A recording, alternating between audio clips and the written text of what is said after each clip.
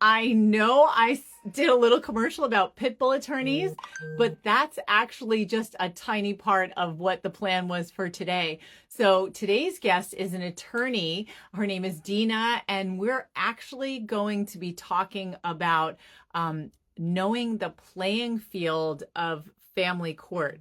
So Dina is on the West Coast. She agreed to do this, and I'm really excited because we have more clients on the West Coast, especially in California, than anywhere else in the world, especially LA. It's like the epicenter of high conflict divorce, custody battles, and co-parenting hell. Anyway, I'm just hoping that she gets on. Here she is. All right. But one of the things that almost she knows about what you're actually supposed to do in family court because she's been practicing there for a while. There you are. Okay. Hello. Yeah, but I thought it would be wonderful to talk about how you're actually supposed to be, because everyone's always complaining about how family court is horrible. And a lot of times they don't understand what they're dealing with. So people go in and make all kinds of mistakes, right? How important Oh, do you think? Go ahead. so please go ahead. No, I No, was going to finish your say, thought. how important I find that proper presentation is extremely important, from our what we see with our clients. But I'm a high conflict divorce strategist. You're an attorney. So tell us from your perspective, Dina, before you even introduce yourself, how important do you think proper presentation is in family court? I think proper presentation is important in family court, especially, but also just in any type of a courtroom setting or in any type of a legal issue, from beginning to end. I think that it's definitely very, very important in family court because the rules of the game in family court, so to speak, the rules of the game in family court are very different than it would be in, for instance, a civil setting or, I mean, criminal setting, we won't even get into that, but in a civil lawsuit, going to court in both of these types of matters is a completely different playing field in both Yeah, of I them. mean, we often call family court the Wild West, and we have lots of attorneys that are our clients, and sometimes they feel the injustice worse than other people because they operate in the court system are like, this is crazy. This is so different. Yeah, and I think a lot of the feeling of injustice also comes because these issues are extremely personal to the clients. But I also think that it's very important not to approach family court the way you would another case because it's simply not the same. Um, Before you it's even get into it, tell yes. us who you are and a little bit about your background, Dina, and then I want to jump into how it is really different. Of course, I am I'm actually a civil attorney. I've done some work in family court enough to understand and see the profound differences between the two types of systems. I'm a practicing attorney here in California. I also create content centered around breaking down complex legal issues, like for example, a lot of the things we're going to be talking about today, and also um, around bridging what I have essentially learned throughout my practice and also in law school and how that's applicable to creating more self-worth and self-love in your life. Yeah, and I imagine empowerment. Yes, empowerment is the word I was looking for. Thank you. You're welcome. All right. So you had just started saying that you have to approach things really, really differently in civil court versus family court. So tell us more about that. So first and foremost, I think it's the misconception that you have to get this pit bull, very aggressive attorney to represent you in family court. Family court, I believe, is much more collaborative and family centric, even if it doesn't feel that way. It's at least on the surface. Obviously, there's a lot of different complex dynamics, and somebody listening to this who's been through a very contentious divorce would probably completely disagree. But the purpose of family court proceedings is for resolution. It's not as litigious, and oftentimes, if there is a very aggressive attorney, the effect of that is that the attention is sort of taken away from the possibility of a collaborative resolution. I think it also takes away from the safety factor of it, because especially if there's been any type of domestic abuse or anything like that, I think having extremely contentious and aggressive representation in family court proceedings can actually escalate the risk of lack of safety. Yeah, I Um, mean, that's the community you're talking to. This is mostly one of domestic violence survivors who are dealing with yes. very abusive people in the legal system. And many times their ex will choose an attorney like that. I think there's a difference between an aggressive attorney and an assertive attorney who knows what they're doing. And a lot of these aggressive strategic tactics can absolutely work in different types of legal settings. However, in family court, I think, first of all, safety needs to be taken into account above everything else, because these are relationships that are obviously closer than other types of relationships, like interpersonal relationships. So there is always that the risk of that, of the escalation of that happening. And also it's different in the sense where, as I said, it's more of it's the point is to get to a collaborative and mutually beneficial resolution. And I understand that it doesn't always work that way, but it's more about mediating, and of course you're not presenting your case to a jury of any sort, so. Except Texas. I think Texas does jury. Oh, do they really? Yeah, yeah. Sorry, I That's did not okay. know And we're that. not in Texas. I just heard from Texas attorneys who are like, our state actually does a jury and it's very different from the rest Interesting. of the world.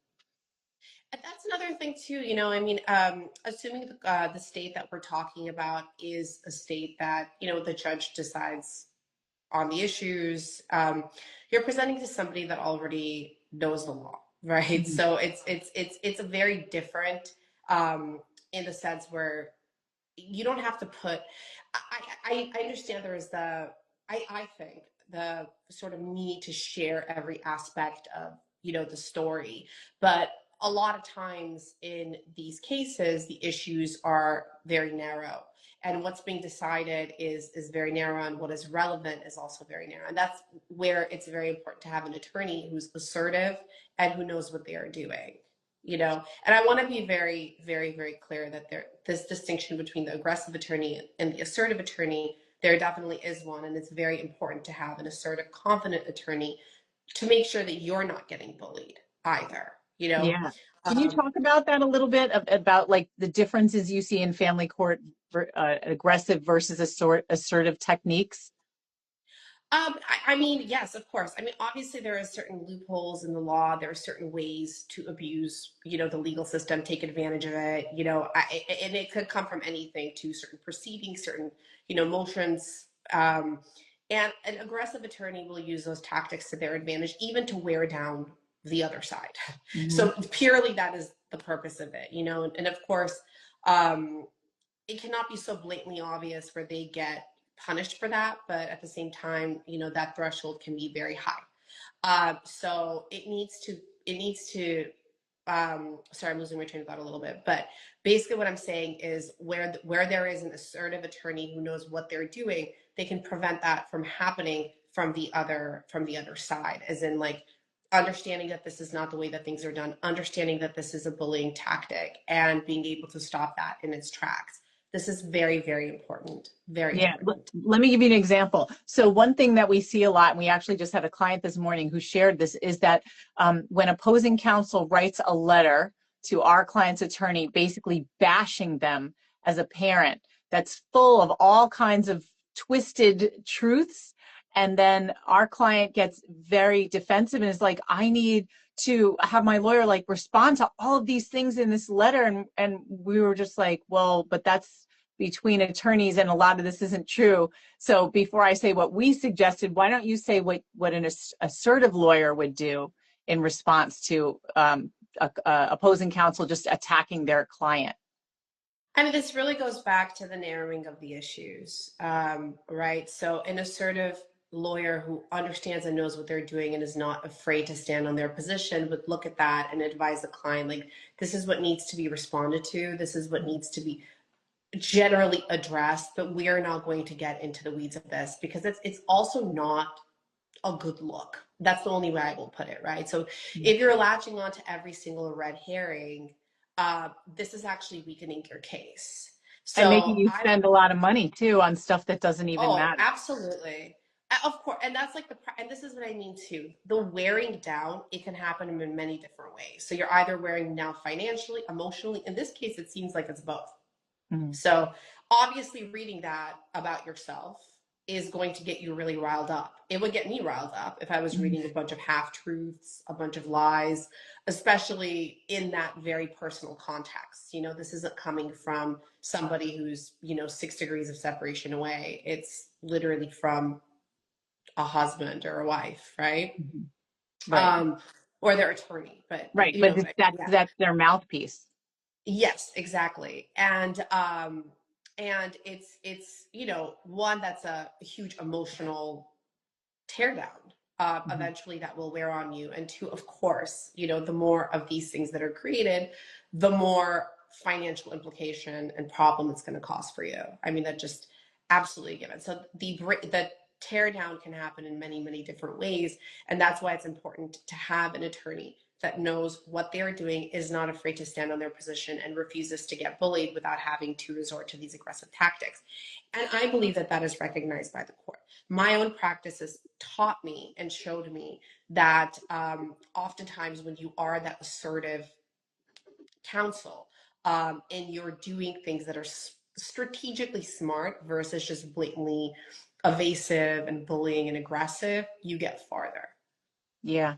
Yeah. I mean, I found that in my own situation. I think I told you I was in the legal system for 10 years and 7.5 represented myself, and really sticking with the things that matter, which we call targeted documentation, Yes. is so important. But that other side is very good with someone who doesn't understand to distract.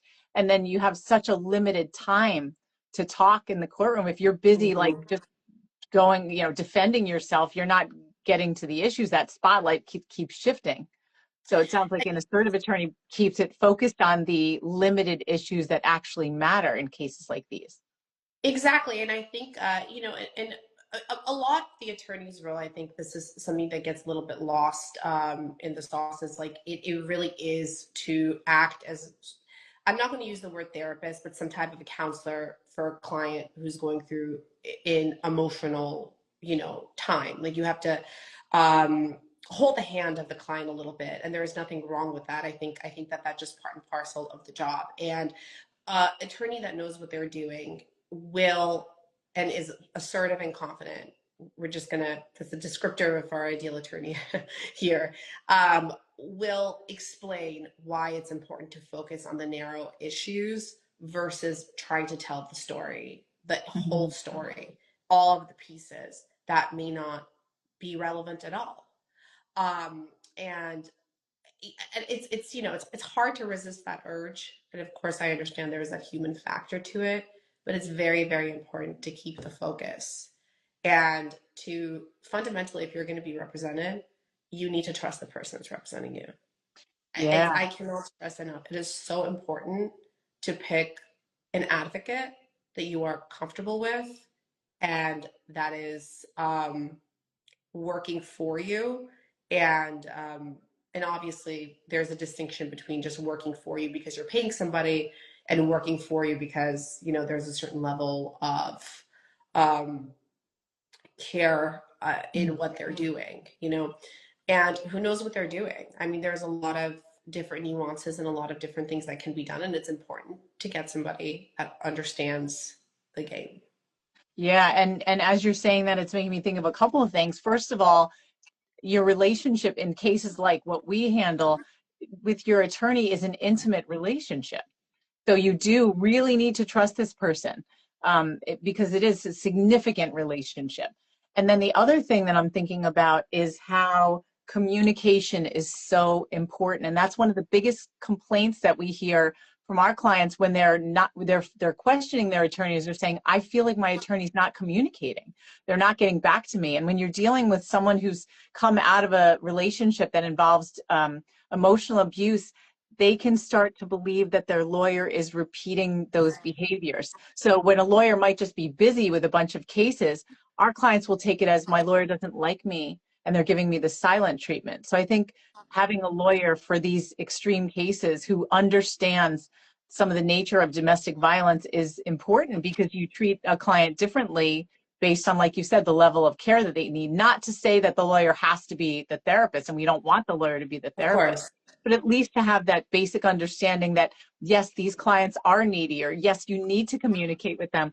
And I felt like in my own divorce, I had a wonderful attorney who always made sure that I knew what was going on and why we made the decisions we did. And I'm saying we because he never did things without checking with me first. And we sometimes see that with clients too, where they're like, my lawyer made proposals and I didn't even see them. And then I had to Mhm. agree to it. So, Yeah, absolutely. I mean, I think that it's always very important to talk to someone at their level, and I don't mean that in any type of a demeaning way. It's just when we are emotionally compromised, there's certain things that we're going to hear, like truly hear, and then there's things that are going to go through one way, one ear, and out the other.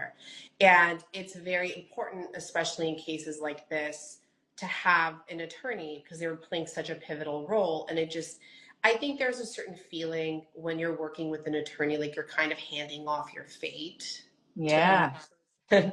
And yeah, all of a that's a great sudden way to put it. it's like this weird sort of playing God type of like feeling, you know? So I think it's very important in cases like this to communicate thoroughly, to allow your client to feel as if they have the wheel, like Mm-hmm. they're in control and they're making informed and smart decisions versus it's being made for them Mm-hmm. and their outcome is being controlled by somebody else's. Even if they're the right decision, I can see how it could create significant distress and anxiety, feeling like there's absolutely no control. So I think it's very important that the person that a client is working with, an individual is working with, is able to talk to them on the level where they're able to hear and actually accept versus, oh, I heard you, but you're talking over here and I'm over here, you know? And that's a real thing. I mean, if somebody, whatever emotional issues they're going through or whatever distressing, anxious issues they're going through, I mean, it's going to compromise what you can take in at the moment versus, you know, it just, it needs to make sense. It needs to be congruent, and it's important to have that match. It's just, it's very important who you pick, and it doesn't Yeah, need and to be the most expensive. Like, you know, there's um, the price of the attorney does not determine the quality, yeah, and and a as lot what a lot of the time. what you just said, Dina, about the power dynamic in the relationship is also important, because, like I said, when people come out of these relationships, unhealthy relationships, there has been a power dynamic where someone else is making the decisions. That other person has been the authority, and then you get out and you don't want to make the same mistake with your lawyer, where the lawyer, like you said, the lawyer's making all the decisions, is really proprietary and acting almost like a god. Because then you're basically repeating that same unhealthy Exactly. relationship cycle with your attorney, who's supposed to be working with you and for you. And you need to play a more collaborative role rather than that same less than. The relationship with your own lawyer cannot become adversarial. I mean, that's like Mm. such a terrible position to be in, and especially after you've come out of something that's, you know, toxic and abusive. You know, it's these, because I'm a big believer that your romantic relationships are basically all of your other relationships, your friendships, your family dynamics, your relationships with your, you know, on a professional level are small versions of, you know, the relationship dynamics you have with somebody that is your intimate partner. Mm. And I think especially when you're trying to break out of these dynamics, it's important that the people that you're working with, um, talking with, you know, are sensitive to this and they're able to sort of guide that through. I think there's a human factor in anything you do. So, and this is important. I think the most successful people in life have some form of, emotional intelligence when it comes to this. And it's not only that it's not the exception when it comes to attorneys, is I think that it's actually way more, there's a level of importance that's very high in that relationship, and especially when you're dealing with family court. Yeah, and actually, I'm glad you said that too, because in our first book, we have a whole chapter on choosing the right attorney. And we say that emotional intelligence is very, very important. And that goes against the pit bull Yep. attorney who just is like really aggressive. We know that conflict is very, very expensive and harms families, especially children. But when you have an emotionally intelligent lawyer that you trust, they're going to try to do whatever they can to collaborate outside of court so that more power Mhm. stays in your hands and your family can make more customized decisions in terms of parenting plans and schedules rather than leaving it up to strangers that don't really know you and don't really Mhm. care. Exactly. And very important, again, just to reiterate, an attorney that is a good attorney, I think in these cases, even if they are sort of massaging and sort of, advising in a way that will make you pick one way or another, will always make you feel like you have the wheel. Well, you're supposed to have the wheel. I mean, like, this is like legally speaking, like Yeah. all the decisions have to be, approved by the client, but the client will feel in control, Yeah. I think, in a way Yeah. that, in a smart way, strategic way. I know I'm really excited to have a number of our clients watch this live because I think many of them feel like they don't have the wheel and they don't understand what's going on. And when they think, is this the right relationship for me? It's like, well, here you're really going into detail about why you need to be able to trust your attorney. If you don't, it's not good. It's not good to have an adversarial relationship with the attorney. And No. we've heard horror stories of attorneys that belittle our clients sometimes or insult them, say, I can't believe you got involved with this person. Why didn't you just do this, this, that? It's And they end terrible. up being more afraid to communicate with their attorney than than with their ex sometimes. Mhm. And I mean, that's if somebody is questioning so deeply whether the relationship they have with somebody that's effectively supposed to helping them and representing them, advocating for them, then I will say that that's just not the right relationship. That's how I Yeah, would take it. You yeah. have to be comfortable communicating openly, and the level, while definitely I can attest, it's a very busy, so it's like if somebody's not getting back to you right away, it by no means means that they don't care. Mhm. But I will say this, I do believe that it's part and parcel of the job, and to go days and days and days without so much as a response to an email is Mhm. absolutely wrong. So if you have Mm. somebody that's doing that, also not, Yeah. I mean, I would not stand for that in any case, to be honest. Like, I don't, communication is a form of respect, no matter how you Mhm. cut it. So it doesn't matter the relationship, but in this particular relationship, which is what I'm, qualified to talk about, I believe that, yeah, it shouldn't be days and days and days without communication. These are all things to look at, and ultimately what your threshold is. And Yeah. it should not be hitting like the very tip of your threshold to where you're uncomfortable, but you're putting Mhm. up with it. Absolutely not. So speaking of that, one of the concerns that we hear is someone saying, well, if I change attorneys, won't I be looked on poorly for lawyer shopping? Can you talk about lawyer shopping and changing attorneys, over the course of the case? No, I do not believe that it will reflect poorly. Obviously, if it's something that's happening on a weekly basis, or Mhm. just happening to an egregious point, maybe it would be good to reassess expectations, and just sort of putting the mirror on yourself and be like, okay, where maybe there's just a disconnect here, somehow that I can work on within myself. But this is just completely normal part of the legal process. If you need Mhm. to switch, and this is also another thing too. Majority jury's not going to know about this, right? So let's say if you're in a state like Texas that Mhm. does the jury, right? The jury's not going to know that midway through you switched an attorney or whatever.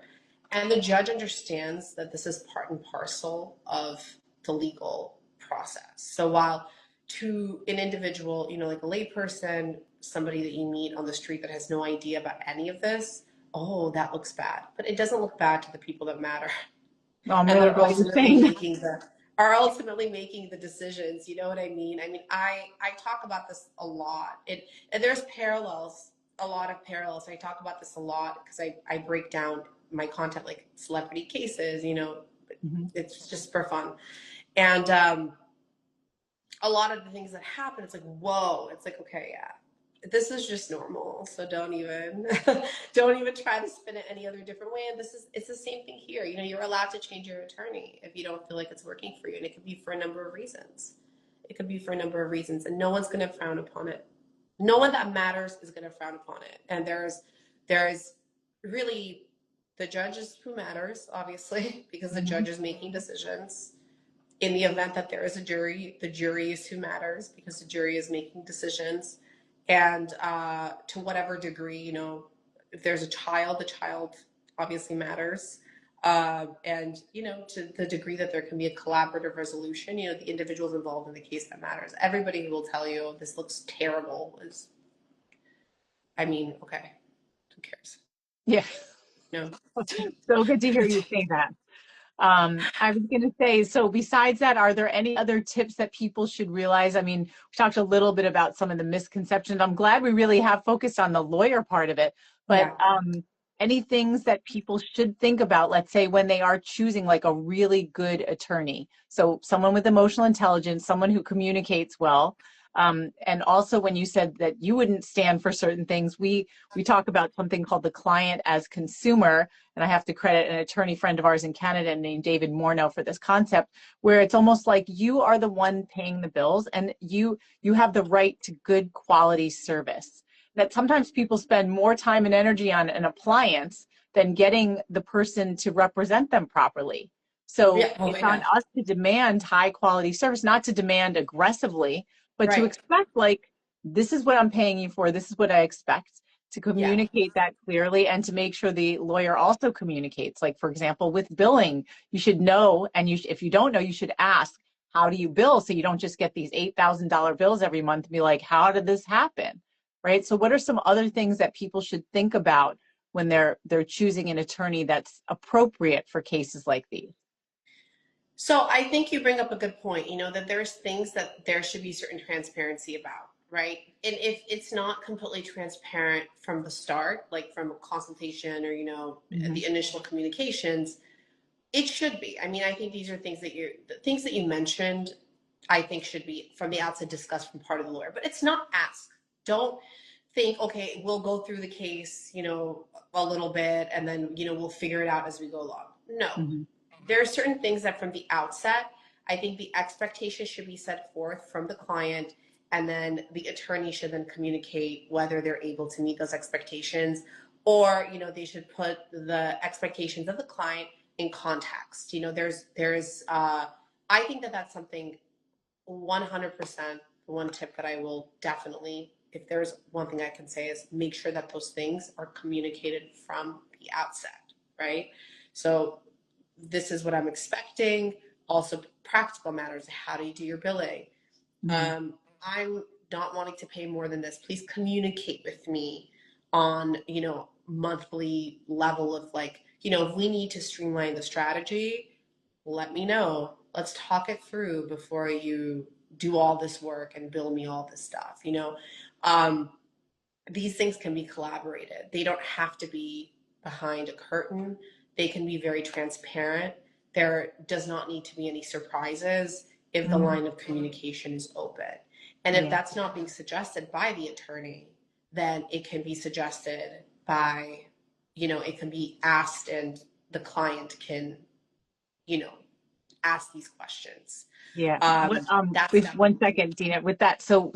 I'm thinking of a really good example for what you just said. So we had a client in the Midwest who, the attorney was saying, if we go to trial, it's going to be about $48,000 for 3 days of trial, and broke down the cost of everything. Because $48,000 is like, oh my gosh. But I thought it was so wonderful that the Hmm. attorney made everything clear before the client started paying all this money to be like, this is what I would charge you for. Here's what everything adds up to. So it was very easy for the client to be like, I can't afford this. Like, there's no way I Right. can pay for it. So I'm going to have to go pro se at this point, which he did and had a great outcome outside of Good. court, but save that money rather than being like, I don't know how this happened. And now I'm in debt, Right. from legal fees. Exactly. I mean, trials very expensive, right? So a lot of people can't fathom how expensive a short little 3-day trial possibly is, right? And the amount of preparation that goes into that. So it's very easy for a lot of hours to be spent on preparation and then the trial itself. And this is when I say trial itself, I'm saying this is like not even taking into account the attorney's fees. So it's a lot. Yeah. It's a lot of money. And so it's like when it's broken down, then it's like, okay, well, I can modify now my strategy and my goal based on what I'm seeing here. Do I want to go to Mhm. pro se? Do I want to at all costs avoid trial? How do we do that? It Mhm. changes the strategy as you go Right. along. So it allows you to make informed decisions. Um, and exactly, I mean, this attorney did a great thing. From the outset, it wasn't as if, you woke up one Monday, oh, we're going to trial soon and it's going to cost this much. Or you get this gigantic bill, like you went to the emergency room or something. Yeah. You just completely, and then you're like, wow, this is a lot, Yeah. How? so How did this happen? Now I know. how this happened and why. Yeah. So I think that's something that's very important. I also think trust your gut. If you think that this is not the right person to represent you, Hmm. um, it's not the right person to represent you a lot of the time. But I will say on that point as well, I think it's very important to. Uh, it's easy, I think, when you're interviewing or trying to pick somebody for these particular roles.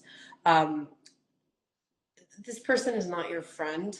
I mean, it's good to have a nice relationship with them and a communicative relationship, but I think it's very important also to concentrate on the knowledge and what they're telling you. Do you feel like they're competent? This is very important. I think experience is important when it comes to especially this type of work. So I think that's also important to take into account, to get the representation that you need. And I think also, come to think of it, now that we're talking, I also think that this is going back to the issue of having the wheel and being in control. I also think this is very good practice to step into that. Yeah. All of these little decisions are very good practice to step into that. Well, yeah, Feeling especially that transitioning from an unhealthy relationship, having a divorce attorney that you learn to work with collaboratively, that you don't allow that same unbalanced power dynamic. That's Mhm. your first opportunity to have a healthy relationship in terms of learning how to Absolutely. communicate, taking the wheel, like taking some control of your life, realizing that you have to be part of these big decisions and not just saying, well, I spent $30,000 on a retainer, so my lawyer's going to save my life and I can do other things. Like, no, you need to be part of this. Exactly, exactly. And I think it's a great practice, for the next phase of life. It can Yeah. actually be a very positive experience now that Yeah, I it can. It can because it generally is a safer type of relationship. It's not a romantic, yes. hopefully not a romantic relationship. Yeah. So Dina, how can people find you? I am on here, obviously through this wonderful app called Instagram, and also I have a TikTok. That's DINA_MIKAELA. And then the links to my other social media is available via my TikTok and also my Instagram. What about law? Like, can you practice law in certain states only, or? Oh, yes, I'm a California licensed attorney, so my Mhm. primary work is in California. So if there are any, I do business litigation, basically. So I'm a trial attorney primarily, so and just general civil. So if anybody needs me for anything, please feel free to reach out. Yeah, that's really helpful because I was saying, I don't know if you heard at the very beginning, we have more clients in California than anywhere else in the entire world. Yeah, I heard that. That's crazy. I know. I know. Well, thank you so much, Dina, for coming on. I can't wait to share this interview with a few of our clients in particular, as well as this bigger community. And I think it's really helpful, like I said, to have it from an attorney's perspective about what you should look for with an attorney, and a little bit about how family court operates too. Thank you so much. I had a great time. Yeah. Hopefully, somebody can benefit from this advice. Oh, definitely. All right. Thanks, Dina. Let's definitely Thank stay in you. touch. Bye.